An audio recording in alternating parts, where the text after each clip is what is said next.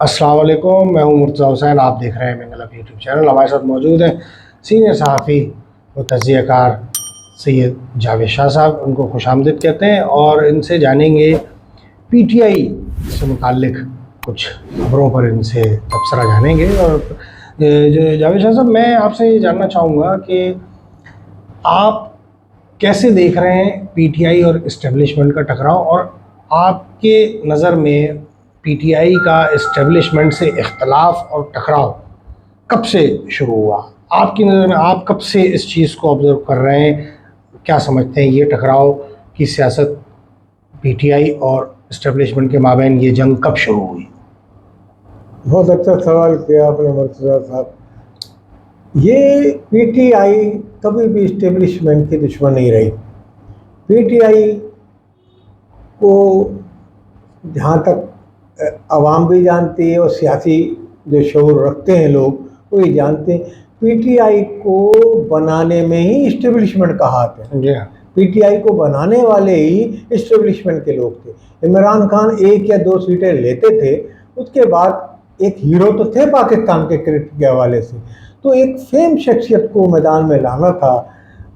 अब इस्टेब्लिशमेंट जो थी, जो मौजूदा हुकूमतें हैं, इनसे तंग आ गई थी, तो इनमें चंद मरतबा ये जो हुकूमतें थी कभी उनके मफादात पे भी ज़र्ब लगा देती थी, या मिसाल इस्टेब्लिशमेंट से कभी टक्कर लेती थी। कभी कुछ पार्टियां पाकिस्तान में ऐसी थी तो इख्तलाफात होते रहते थे इस्टेब्लिशमेंट।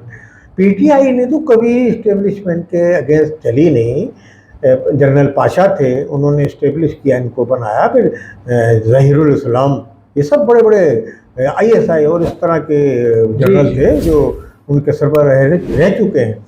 उन्होंने इमरान खान को इस नहज पे लाए। 2013 का जो उससे पहले इलेक्शन हुआ उसमें पीटीआई का कहीं ये बयानिया नहीं था कि जनाब हम इस्टेब्लिशमेंट के खिलाफ हैं, आज़ादी देंगे। ये जो उनके कारकुनान आम आवाम आजकल कहते हैं आज़ादी आज़ादी, भाई आज़ादी किससे? कभी उन्होंने ये नहीं कहा। उन्होंने कहा इंसाफ करूंगा, हालात बदलूंगा, मुल्क के ये करूंगा। गवर्नर हाउस का जो उन्होंने नारे लगाए, गवर्नर हाउस को मैं ये बना दूंगा, यही 2018 के इलेक्शन में भी ये कहा, यूनिवर्सिटी बनाऊंगा, ये करूंगा। अब जब नवाज शरीफ की हुकूमत जीत गई थी तो उस वक्त भी उन्होंने ये कहा भाई 5 पंचर लगाएं और ये हो गया वो हो गया। कि जब उनकी हुकूमत को हटा दिया गया कि भाई ये जो जहाँ सेठी साहब वजीर आला थे निगरान, जी हाँ, तो उन्होंने कहा ये पंचर लगाएं और ये डाली है। और फिर वो सीटों का इन्होंने केस लड़ा। जब केस अदालत से लड़ा, ख्वाजा सफदर की सीट थी, ख्वाजा आसिफ की, इनके वालिद का नाम था ख्वाजा सफदर, और दूसरे यहाँ और भी एयाज सादिक की थी, लाहौर थी। मुख्तलिफ सीटों पे ये मुसलसल इसरार करते रहे। साद रफीक की सीट पे भी तो ये अलीम खान, तो ये उसमें हार गए। कोर्ट में भी गए, वहाँ से भी कोई इनको सीट नहीं मिल गई। वो सीटें वापस वहीं रही। नवाज शरीफ का दौरदारा था। उसके बाद फिर इलेक्शन हुआ 2018 में। 2018 में इलेक्शन हुआ, उसमें इनको अक्सरियत मिल गई आरटीएस के जरिए। जैसे भी कराची में भी सीटें मिल गई हैं, क्योंकि मतलब इनको फुल पैमाने पर इस्टेब्लिशमेंट में इनको ला के खड़ा कर दिया। अवाम के पाकिस्तान में अवाम की बखूश सामने हिमायत से आ गई। मगर तमाम हल्के, मैं ये नहीं कह रहा, तमाम पाकिस्तान के जितने भी सियासी मुबसरीन हैं, तो इस्टेब्लिशमेंट ने इनको बैसाखी लगाई और ये जीत गए। उसके बाद इन्होंने कहा मैं गवर्नर हाउस को यूनिवर्सिटी में चेंज कर दूंगा, ये करूँ। कभी ये नहीं कहा कि मैं आर्मी की फला बिल्डिंग को मैं हटा दूंगा, ये जो आर्मी के इतने बड़े जो हाउसिंग स्कीम है, डिफेंस हाउसिंग स्कीम है, इनको मैं ख़त्म कर दूंगा। कभी उन्होंने ये नहीं कहा जो इनके प्लाजे बने मैं इनको ख़त्म कर दूंगा। कभी उनकी ऐसी मंशा ही नहीं थी। वो तो इसी इलेट क्लास के आदमी है इमरान खान, वो कोई गरीब आदमी नहीं है, इलेट क्लास के आदमी है, उनका पैसा था। अब जब उन्होंने इसका कहीं ऐलान ही नहीं किया तो हमारे कारकुनान को उन्होंने ये लाइन दे दी। और ये लाइन कब से दी? ये उस वक्त से दी जब बाजवा साहब उनके आर्मी चीफ थे। बाजवा साहब को उन्होंने तोसी दी। तोसी करने के लिए तमाम पार्टियों को मिलाया और उस पर बाकायदा कोर्ट में एक नया रूल अडॉप्ट किया। कोर्ट में कोई आइन में गुंजाइश नहीं थी, वो बनाया। ये तो सबके सामने बाजवा साहब को इन्होंने तोसी दी। और कभी इतनी जर्नलों की किसी हुकूमत ने हिमायत नहीं की जितनी हिमायत इमरान खान ने की बाजवा साहब की, जब तक इनकी हुकूमत रही। जब तक इनकी हुकूमत रही। बाजवा साहब ने इनको कहा कि बुज़दार को हटा दो, इन्होंने नहीं हटाया। अपने मतलब की बात जो होती थी ये कभी नहीं करते थे। अच्छा, अगर इतने उनके फर्मा बरदार तो ये थे, मगर इतने उनके प्रेशर में भी नहीं आते थे कि भाई उसको भी हटा दो। या आप ये कहें हर काम मैंने वही उन्हीं के प्रेशर में किया। नहीं, आजकल आपको ये कहते हुए मिलते होंगे कि हर काम मैंने बाजवा साहब के कहने पे जी किया। हाँ, भाई जी। हर काम किया तो ये बुजदार को भी हटा देते। बिल्कुल नहीं, जिद्दी इंसान तो खैर हाँ। ये सब क्रिकेट के अब दौर आप से ये वो- देखिए कि डीजी आईएसआई और डीजी मेरा ख्याल है लाहौर के जो वहाँ के थे, यही थे आसिम, यहाँ पे जो हमारे chief of the army staff. Asim Munir साहब। हाँ, इन्होंने जहाँ की मीडिया पे खबरें आई हैं कि उन्होंने कुछ रिपोर्ट दी इनकी जो अपना फराग गोगी जो इनके हवाले फराग गोगी। करप्शन और कुछ बताया, बुजदार साहब इनकी फेवर कर रहे थे, उस पर इनको रिपोर्ट को उन्होंने रद्दी का टुकड़ा समझा, बोला नहीं है, सही नहीं है। बाजवा साहब ने कहा भाई इनको हटाएं। इस तरह की बातों में फिर आदमी आर्मी के भी जनरल एक दूसरे से रिलेटेड होते हैं, जी जी बिल्कुल। तो इनको हटा दिया गया बहरहाल। और उसके बाद इनकी जो प्रमोशन हो रही थी, जो अभी चीफ ऑफ दिया, उसमें भी रोड़े अटकाए गए और पता नहीं क्या क्या कहा गया बाहर के मुल्कों में, कि कहीं सेक्रेटेरियन चलाया गया, कहीं ये तक कहा गया कि सऊदी अरब तक में ये भी खबरें आई कि वो ये सैयद हैं, तो ये जैसे पाकिस्तान में मसलकों की जंग चल रही है उसको भी इस्तेमाल किया गया इस एक लाबी की तरफ से। कहाँ की पाकिस्तान का ये मैसेज गया सऊदी अरब, मतलब ये अहले तशरीह, ये भी एक। जी जी जी। तो कहने का मकसद मेरा ये कि जब बाजवा साहब से इनकी बिगड़ी, उन्होंने इनकी हुकूमत चेंज की और ये पीडीएम की हुकूमत आ गई, मुसल्लत कर दी पीडीएम की हुकूमत, जिसने पाकिस्तान में समझ लो आवाम का बेड़ा गर्क कर दिया महंगाई के लिए। खैर वो एक अलग बात है। मगर कहने का ये कि उस वक्त से इन्होंने फौज को बुरा भला कहना शुरू किया, जर्नलों को बहुत बुरा भला कहना, और ये समझ लो इनका जो बयानिया है ना वो फौज के खिलाफ ही लग गया। अब यही पैगाम पूरे वर्ल्ड में चला गया, अमेरिका, बरतानिया, अब वहाँ लोग मुजाहरे कर रहे हैं। अच्छा, इनके खिलाफ चोर चोर का लगा दिया कि भाई चोर, रोज इनकी पीटीआई के लोग वहाँ नवाज शरीफ के घर के नीचे जाके मुजाहरा कर रहे जी हैं, हाँ। और इतने, और वहाँ फौजी जनरलों की तस्वीर को खड़ा करके उनमें जूते मारे जाते हैं बरतानिया में। जी जी। ये सब हुआ। अब ये सब चीजें नजर आ रही थी इनको, जूते मारे जा रहे हैं, इसका मतलब नफरत कर रहे हैं आवाम। वही उनकी फैमिलीज पाकिस्तान में रहती हैं, दोहरी शोरियत के लोग हैं, उन्होंने मैसेज दिए। अब जब ये तेरी कल जो उन्होंने ये जो इनकी गिरफ्तारी के बाद एहतजाज किया, तो ये लावा अंदर ही पकड़ा था, वो लावा ऐसा खुला तो सब कंट्रोलमेंट की तरफ चलेगा। भाई कहीं इधर जाते हैं नवाज शरीफ से अगर थी तुम्हारी दुश्मनी, अब साबित करो, वहां भी नहीं जाना चाहिए, मैं मना कर। मगर अगर आपका एहतजाज था सिविल गवर्नमेंट के अगेंस्ट, तो आप सिविल गवर्नमेंट के उन पर एहतजाज करते जैसे आमतौर पर पाकिस्तान में होता है। जी जी।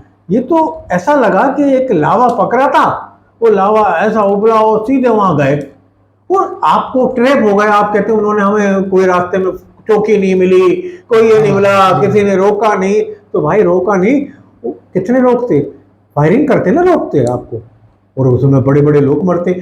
अब इसमें जो ये जो फैमिलीज है ना इनके सबके बंदे फौजों में भी हैं, आर्मी में भी है, तो गोली चलाते तो किसी जनरल का भाई मरता या किसी का फौजी का बहन भाई, इसके बड़े खतरनाक असरात निकलते। तो जो उन्होंने हिकमत अमली से काम लिया, आप ये कहें कि ट्रैप कर दिया पीटीआई को। आज पीटीआई जिस मोड़ पे खड़ी है पाकिस्तान में, ये इनके इसी का नतीजा है, इनके कारकुनान की, जो सादा लोग कारकुन कहूँगा मैं, मासूम, उनकी जो आपने आबियारी की, उनकी दिमाग की ब्रेन वॉशिंग, हाँ, इस तरीके से जो गलती पे उकसाया उनको, तो वो ये उसका नतीजा। अच्छा, आप ही की बात को मैं आगे बढ़ाऊंगा रविशा साहब। यहाँ जो ओवरसीज पीटीआई के जो चाहने वाले हैं, जो कारकुनान कह लें आप, आपने जिक्र भी किया कि वो एहतजाज करते पाए जाते हैं अक्सर बेशतरी, और अब बाज़ जगह पे तो खैर पाबंदी लगा दी है कि इस तरीके के एहतजाज आप नहीं करेंगे भाई, कहीं पर भी आके लंदन में इस किस्म की पाबंदी लगाई गई है। तो आप उनको अब कहाँ देख रहे हैं, वो कहाँ खड़े हैं अब इस वक्त, उनकी क्या कैफियत है, वो इन ओवरसीज चाहने वालों की सब क्या कैफियत है, वो कहाँ है? वो इस वक्त जो है ना हक्का बक्का है। वो ये कह रहे हैं कि पाकिस्तान में क्या हो गया, एहतजाज तो कर रहे थे, यानी कि वहाँ वो इस एहतजाज के आदी हैं एक दायरे में, वहाँ के कवानीन के मुताबिक। वहाँ के कवानीन ने जो उनकी तरबियत की है ना, वहाँ इजाज़त भी एहतजाज करने की, मगर एक लकीर से आगे नहीं। पाकिस्तान का हिसाब नहीं है एहतजाज अगर ना रोके तो जो आपने देखा असर किया अवाम ने। पाकिस्तान में कहीं भी अगर अवाम को सियासी रहनुमा ना रोके, या वाहिद रहनुमा था अल्ताफ हुसैन जो मना कर देता तो रेड लाइन कोई क्रॉस ही नहीं करता। यहाँ रेड लाइन वगैरह कोई नहीं देखता, जब उनको कोई नहीं रोकेगा वो धड़ धड़ाधड़ चलते जाएंगे। तो वो कानून और ज़ाब्ते के पाबंद हैं वहाँ के लोग। अब वो ये देख रहे हैं ये क्या हो गया, अब वो वहाँ जा जाके माफ़िया मांग रहे हैं। कुछ के वीडियो बयान आए कि हम गलती पे थे, नादिम हैं, ये इस तरह की सूरत हाल में। तो अब ये चोर चोर के नारे तो मुझे लगता है कि इमरान खान के खिलाफ भी लग जाएंगे, क्योंकि ये भी जुर्म साबित हुआ है नहीं हुआ, या सजा मिली नहीं मिली, मगर चोर चोर तो अब इनको भी कहा जाएगा क्योंकि कोर्ट में केस आ गया इनका। अच्छा, ये भी एक अभी खबर सुनने में आई, अंदरूनी ज़राए से पता लगी, सहाफ़ती हलकों के ज़रिए से ये चीज़ जो है इस वक्त गर्दिश कर रही है कि ये जो हमारे गैर मुल्की पीटीआई के चाहने वाले जो गैर मुल्कों में पाकिस्तान से बाहर जो बसते हैं, ओवरसीज़ जिन्हें आप कह लें, उनके भी जो है जो एहतजाज आज तक पीटीआई वालों ने किए हैं बाहर ममालिक में, तो उन वीडियो तस्वीर के ज़रिए से उनको भी मॉनिटर करके और पासपोर्ट और नादरा के डेटा से उसको बाकायदा सर्च करके उनको भी अब पकड़ा जाएगा जब वो पाकिस्तानी एयरपोर्टों के ज़रिए से पाकिस्तान में दाखिल होंगे। तो कुछ ऐसी भी खबर आ रही हैं कि उनको भी पाकिस्तानी एयरपोर्ट्स पे तहवील में लिया जाएगा और उनके ख़िलाफ़ भी कार्रवाइयाँ की जाएंगी। ये आपके पास कोई ऐसी इतलात या इनमें कोई सदाकत है? ऐसी बात अब तो आ रही है सामने, मगर मैं कहता हूँ ये तशवीशनाक सूरत हाल है। ये सूरत हाल ऐसी है कि इसमें बड़ी बड़ी मोजिज़ फैमिलियाँ हैं, वो इसमें रगड़े में आ जाएंगी, समझ लें। ये एक आम लफ्ज़ मैंने इस्तेमाल किया लफ्ज़, मगर बहरहाल ये इस तरह के जो पढ़ी लिखी क्लासेस के लड़के हैं और पढ़ी लिखी फैमिली है, लाजमी पाकिस्तान में तो आते ही अपने अजीज़ व अकारीब, उनको भी निशाना बना दिया जाएगा। तो ये एक नहीं होना चाहिए। मैं तो ये समझता हूँ कि जो सख्त तरीन मुजरिम हैं, जिन्होंने वाकई बहुत ज़्यादा बढ़ चढ़ के किया है, इसमें हमारी हुकूमत जो है मौजूदा तमीज़ रखे और एक सादा लो और बेवकूफ़ कारकुन, जैसे वो मोर पकड़ के ले गया था लड़का, आलू ले जा रहे हैं, आलू का थैला लेके जा रहा है, वो मोर ले गया था तो उस शख्स को, वो बेचारा बच्चा रो रहा है, तो अब उसका पूछने वाला कोई नहीं है। लेकिन आप किसी की इतनी बड़ी आग लगा रहे हैं आप वहाँ खड़े होके, तो आपको कौन कहेगा सियासी पार्टी वाला कि मेरा आदमी है? वो तो नहीं कहेगा। तो ये मैं कहता हूँ जो मासूम लोग हैं उनको कड़ी सजाएं ना दें, उनका सिविल अदालत में चलाएं मुकदमा, और अगर तमाम फरीक आइन और इसकी इजाज़त देता है, फरीक मुत्तफिक हो जाते हैं इस्टेब्लिशमेंट यानी कि जो मिलिट्री कोर्ट के लिए, तो फिर फौरी समात की अदालतें बनाई जाएं, जिनमें ये जो मुजरिम हैं, फौज के मुजरिम, पाकिस्तान के मुजरिम हैं, इन्होंने जो बेहुरमती की पाकिस्तान पाक फौज की, तो मैं समझता हूँ तनसीबात में जो खतरनाक और साबित हो जाता है उनको कड़ी से कड़ी सजा देनी है। हाँ, कड़ी से कड़ी सजा दी है, ऐसी सजा दी है सबक आमोज हो आइंदा आने वाले आइंदा के लिए जो है बिल्कुल बिल्कुल कोई सोच भी डाला है। पीटीआई वाले भी यही कह रहे हैं, पीटीआई की क़यादत भी कह रही है कि हम शरपसंदों को चाहते हैं कि कड़ी सजा मिले, किरदार तक पहुँचाया जाए। पीटीआई के लोग लेकिन जो अलग हो रहे हैं अभी तक सिर्फ उन्हीं की तरफ से बयान आए, जो बाकी जो मेन काबिना है उनकी तरफ से तो मैं समझता हूँ कि पीटीआई भी पाकिस्तान में अपना इमेज बहाल कराना चाहती है। ये इमेज जो उस पर लग गया कि फ़ौज के अगेंस्ट चल रही है, कोई फ़ौज से खुदा न खास्ता जंग चल रही है उनकी, जो जाहिर नज़र आया बज़ाहिर, तो इसको इजाला करें इसका। हमारा तो यही उनके लिए मशवरा होगा, और पीटीआई को अवामी जमात वापस बनाए, अवाम के हकूक़ के लिए जो खड़ी हुई है उसी पे काम करे, इस्टेब्लिशमेंट से अपनी दुश्मनी को ख़त्म करे या इसका इजाला करे। जो तासुर उसके बारे में फैल गया है कि पीटीआई इस्टेब्लिशमेंट या मिलिट्री की दुश्मनी है, तो इसको ख़त्म किया जाए। बहुत शुक्रिया जावेद शाह साहब। नाज़रीन, इजाज़त चाहेंगे, एक और व्लॉग में आपसे मुलाकात होगी। अल्लाह निगहबान।